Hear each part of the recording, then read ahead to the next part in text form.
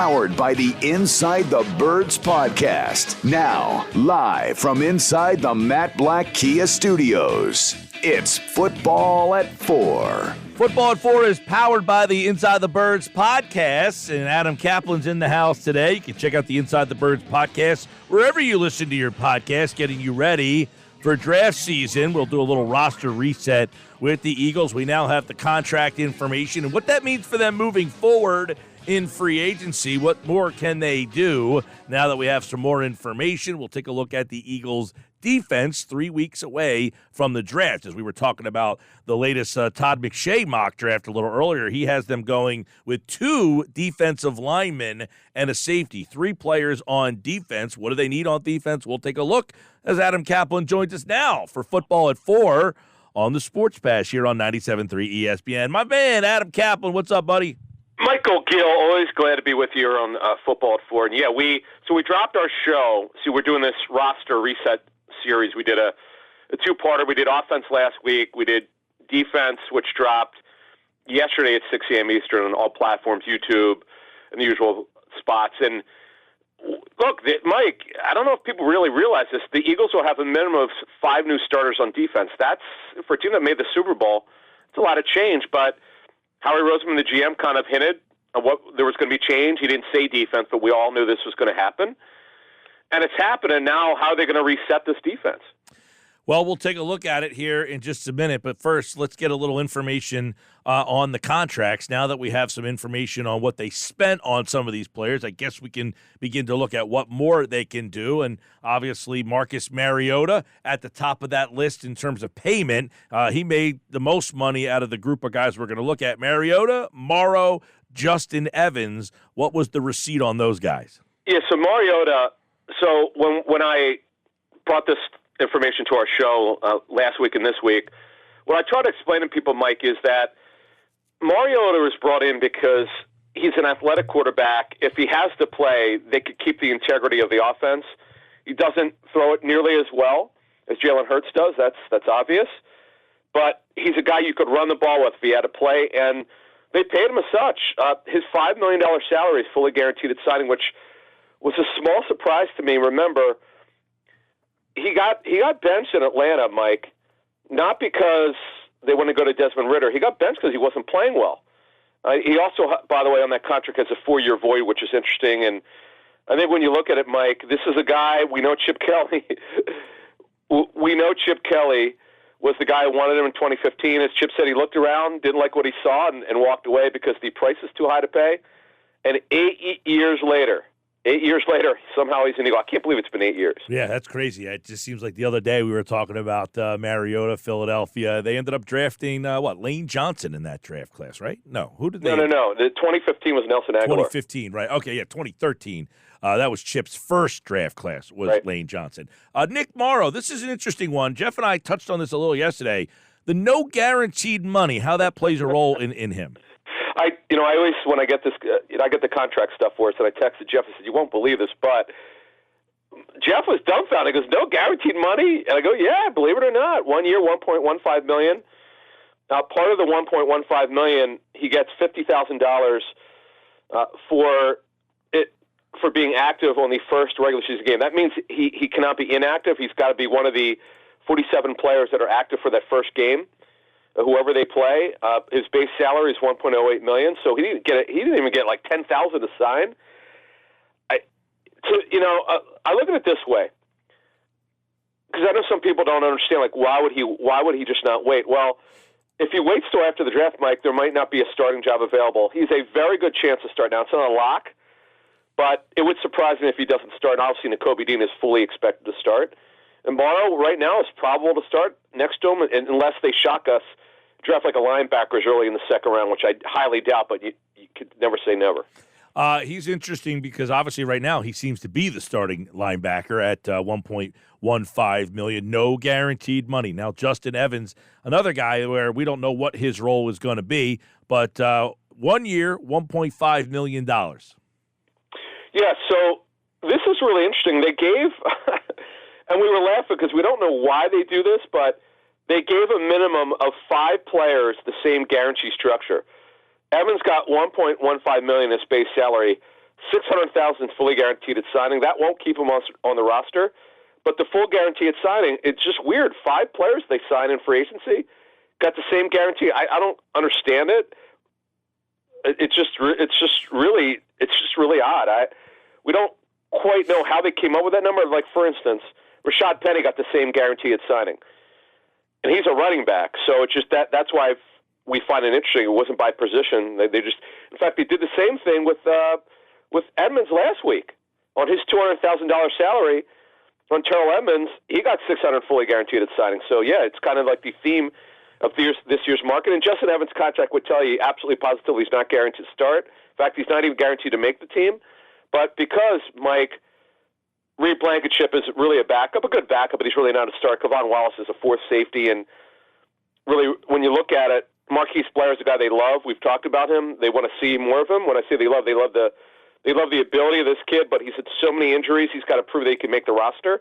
And Sasha is only a special teamer, so that's pretty much it. But again, Evans is a guy that they were intrigued with, and they saw him last season with the Saints. All right, Adam Caplan, Football at 4 from Inside the Birds podcast. Let's do a little roster reset 3 weeks away on defense. Josh Sweat, Brandon Graham, Derek Barnett, and then a bunch of guys that many people listening probably don't even know who they are. Teron Jackson, Janarius Robinson, Matt Leo. It seems more and more they need some more depth there. Yeah, Janarius Robinson, that's how you pronounce it, by the way. So Janarius Robinson is a guy that was drafted 2 years ago by Rick Spielman. It was his last draft for the Vikings. Rick's a friend of our program. We'll probably have on soon again. He's got length and athleticism, but he's a developmental guy who he was claimed off waivers. They're going to want to take a look at him in their offseason program. The hope is that he can make the roster. No, I'm sorry. He was actually signed off the Vikings practice squad, to be exactly correct. Then he went on IR. I know people are like, how in the world was he going on IR when he wasn't really playing? Because remember, he was inactive every week, pretty much. But he got hurt. He was signed from the Vikings practice squad. They want to take a look at him. He's 6'5", and 260. He's got really good length. So this is a guy we're going to take a look at when we go to OTAs. And, yeah, look, Teron Jackson was cut, then brought back. Barnett's coming off a torn ACL, Mike, and Brandon Graham's on a one-year deal and was phenomenal in that reduced role last season. You got Josh Sweat. So, yeah, the DN is an absolute need. Wouldn't shock us at all if they select a DN as one of their top 2 first-round picks. Adam, let's look now, defensive end, right. They have the 10th pick, and there's obviously some players at that spot. But inside, where they have Fletcher Cox, Jordan Davis, Milton Williams, Contavious Street, Marlon Tuipulotu, Marvin Wilson, Noah Ellis, would they still look at D-tackle? Absolutely. No, I don't think it'll be that early because they took one last year. They definitely need to add. Street is on a minimum deal. We haven't got the final terms yet, but he's on a one-year deal, so we have to see how it's structured. Milton Williams, they love him as that third tackle. Jordan Davis has to start. They know this. He's in his second year now. We got to see what kind of shape he's in. And Cox is on a one-year deal. So, yeah, they know they need to add something. Marlon Tuipulotu is coming off an injury last season. By the way, we talk about his brother tomorrow with Greg Cosell on the Intel with Cosell show. We talk about defensive tackles and defensive linemen, and his brother could play end or tackle, so listen for that. But, yeah, that's another position where they probably need to add. They need more experience as well. Outside linebacker, these are your edge guys, Reddick, Patrick Johnson, and Kyron Johnson. How many of those guys do they want on the roster? Yeah, they need another guy. So Hassan Reddick, obviously, at $15 million a year was phenomenal. A Pro Bowler. He was absolutely terrific. Patrick Johnson is a backup Sam linebacker in a 43 defense. He's playing outside here. He's got some pass rush ability. He doesn't really contribute very much. He'll dress most weeks, but he doesn't really do much. And Kyron Johnson is really explosive, good special teams player. They want to take a look at him, but they need one more guy. That's another guy. Now, if they're able to trade down in the first round or trade in another round and get more picks, that's somewhere where they can add.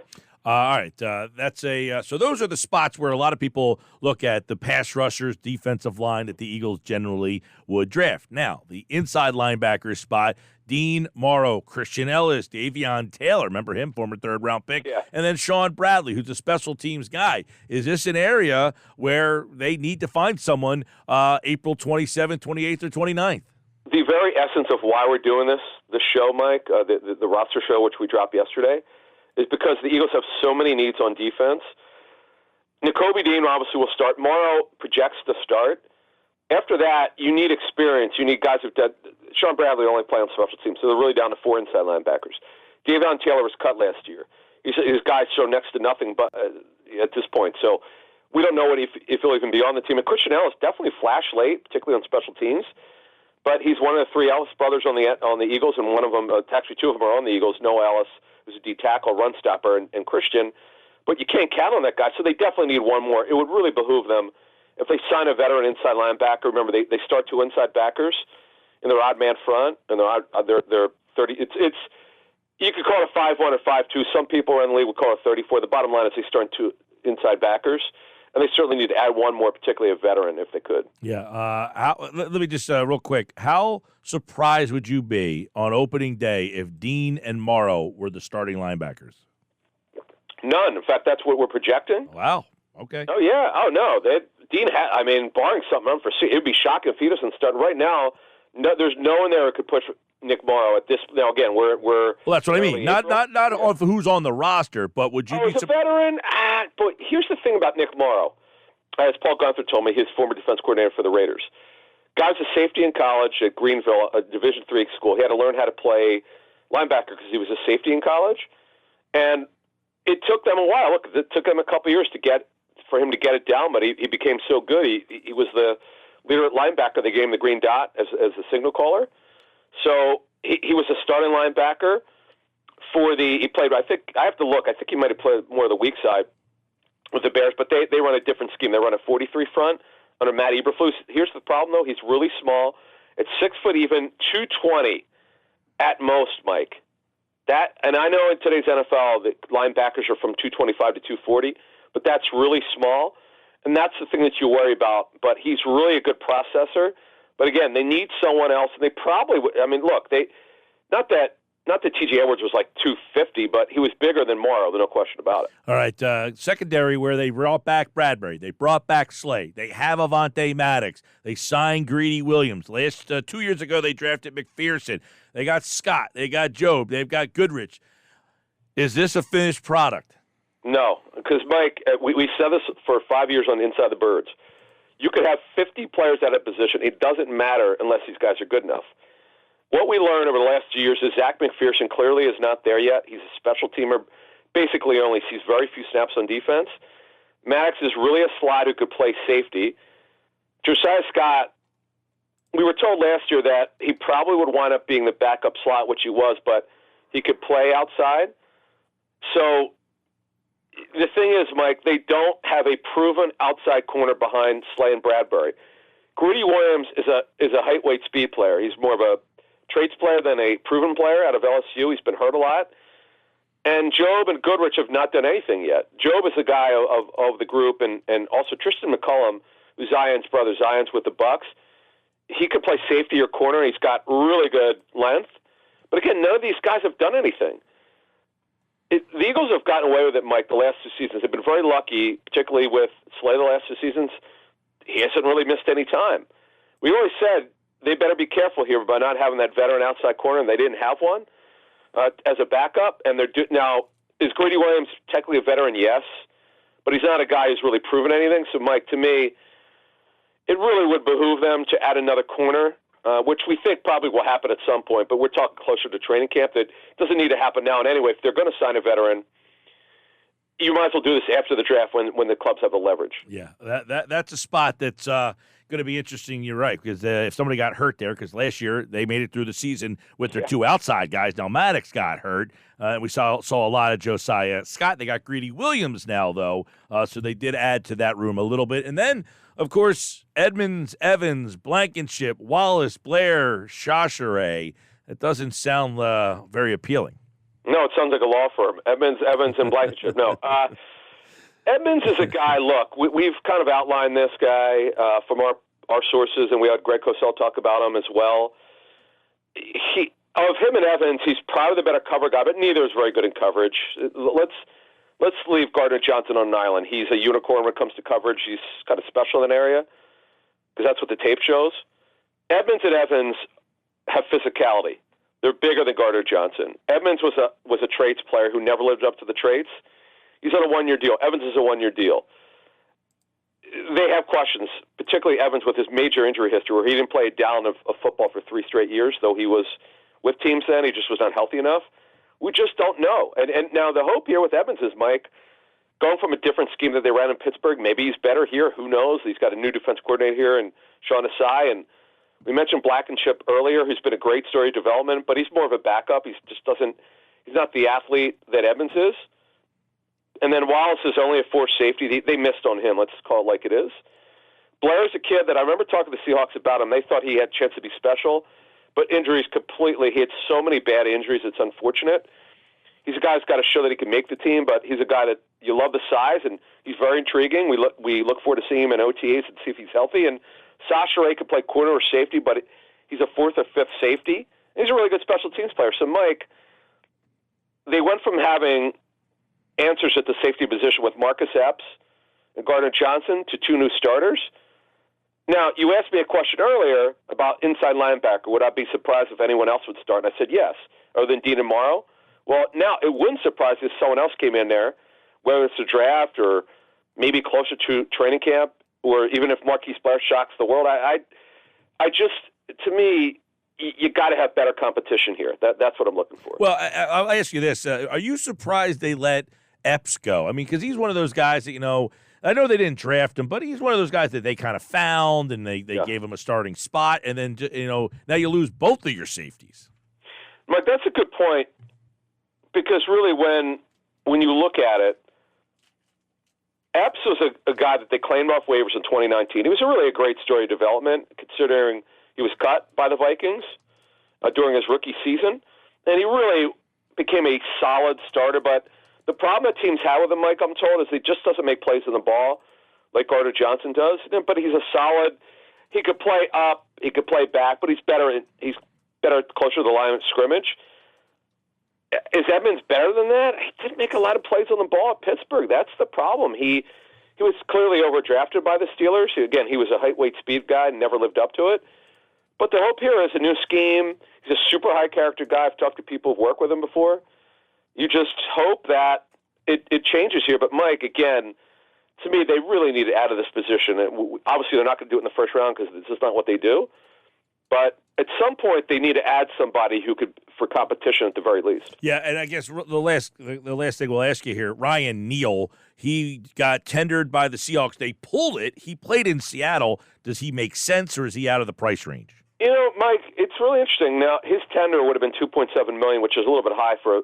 He's a really good third safety who could play the slot. He's a good player, former Eagle, by the way. In fact, I remember, he actually did okay, but they didn't think he was a good enough athlete. But he played a lot for Seattle. I don't know what happened there with Ryan Neal, why they pulled the tender.